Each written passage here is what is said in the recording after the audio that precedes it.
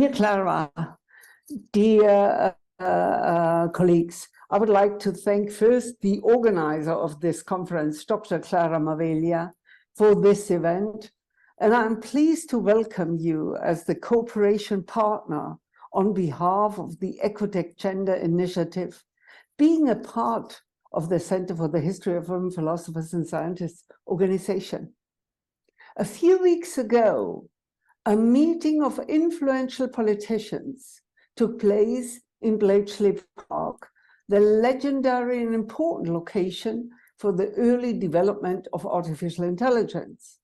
The topic that was discussed was what kind of ethical guidelines for artificial intelligence could be agreed to worldwide, given that artificial intelligence acts as no other technology before did on a worldwide scale. A similar proposal is recently and has recently been discussed by the European Union. At no time, it seems, to have been more necessary to talk about the ethics of artificial intelligence because of artificial intelligence's worldwide influence, but also because of the worldwide increase of violence, an open will to hatred and cruelty, and what is even worse, a worldwide recognition of actions that stem from hatred and are cruel, find its recognition even among the young people. We are facing a major challenge because of a confusion of what freedom is. Some are calling for freedom, and by that they understand simply the liberty to do what they want, even to hurt others. Others, however, understand freedom as a result of the coordination of the will of the many. Yes, and perhaps even more, to act the best that can be achieved. This second idea, we all understand, is somewhat more complex than the first, but it is the basic of all ethics and the foundation of philosophy. The realization of the different two models of how to act in freedom and with freedom is also relevant in the technical world. And today I would like to illustrate this challenge using an example of autonomous driving, as the issue of violence, has always also a gender aspect. I will come back and include that here too at our end. But you will simply understand what the gender aspect is. Both examples that I will present to you happened here in Berlin. The first, by which I start my talk, happened in September 2019. The situation was like not a daily, but not like an uncommon event. Unforeseeingly, and all of a sudden, observers later reported, a Porsche SUV overtook all the other vehicles at a traffic light at very high speed. It drove into the oncoming lane and then onto the pavement. The car hit 4 people, it killed 4 people. A woman who was caring for a baby, the baby was killed, and 2 students were killed. While these victims are all dead, the driver and the 2 people sitting in the Porsche were, as the police reported, moderately injured.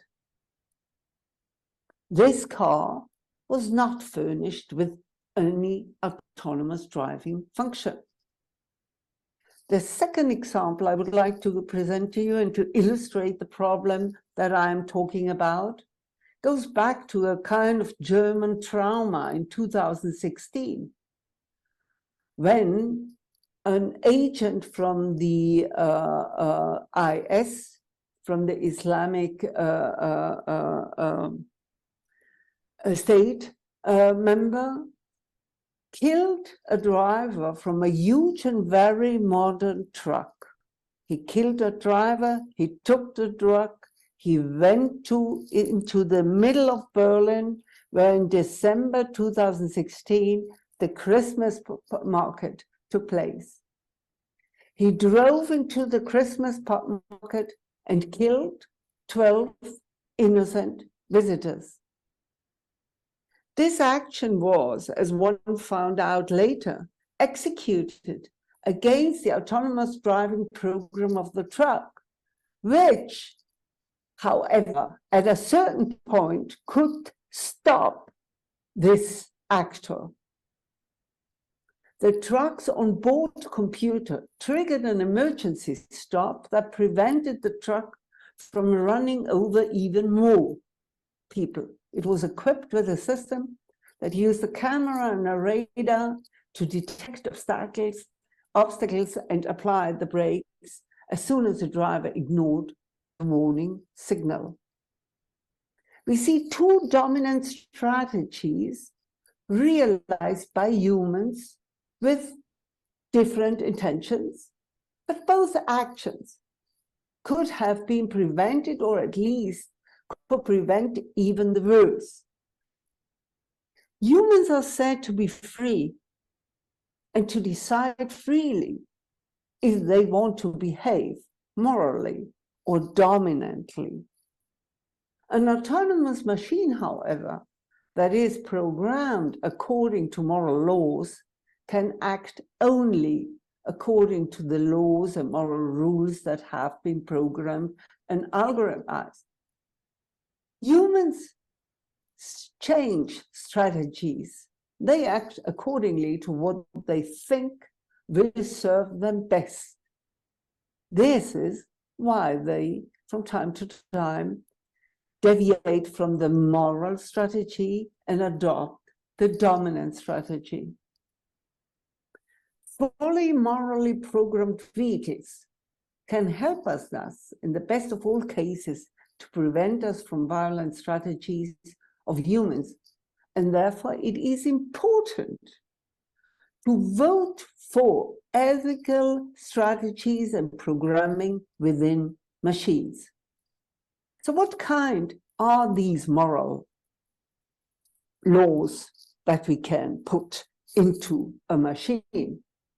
I think this is the most challenging part for us philosophers, as each smart technology needs its own version, how to adapt and to apply moral rules according to its functioning.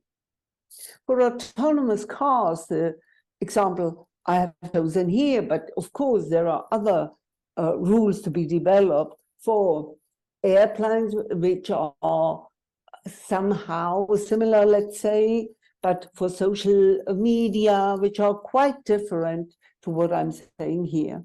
But they all need that moral structure. For autonomous cars, the laws and rules have to be programmed, of course, according to our road code. This sounds trivial, but we know that only in Germany, in 2020, about 2.4 million accidents happened, ignoring exactly this road code and overstepping rules, of which around 300,000 resulted in personal injury caused by alcohol, drugs, poor visibility, and high-risk driving.